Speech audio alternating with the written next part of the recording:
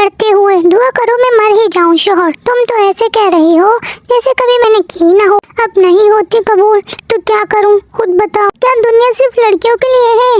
लड़की जोर से हंसे तो खूबसूरती, लड़का जोर से हंसे तो डंगर, लड़की मीठा बोले तो प्यारी लगे, लड़का मीठा बोले तो फर्राडिया, लड़का शॉपिंग करे तो हराम के पैसे हैं, लड़की शॉपिंग करे तो रिवाज, लड़की खामोश रहे तो गमगीन, लड़का खामोश रहे फैनों की मौत पे गई है।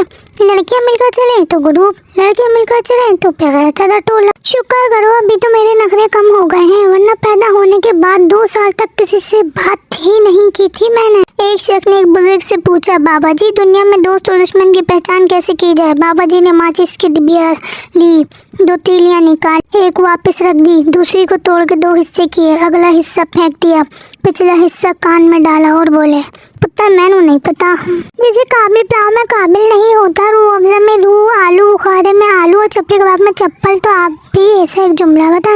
कज़न को जितना भी भाई बोल लो वो रिश्ता ज़रूर भेजता है।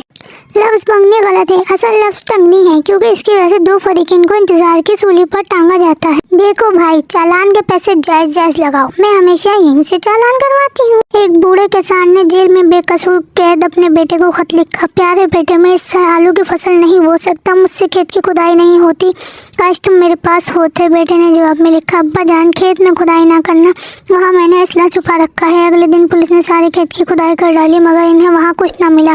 बेटे ने बाप को फिर खत लिखा, अब्बा जान अब आप आलू की फसल काश्त कर सकते हैं, मैं यहाँ से आपकी बस इतनी ही खिदमत कर सकता हूँ, आपका बेकसूर बेटा।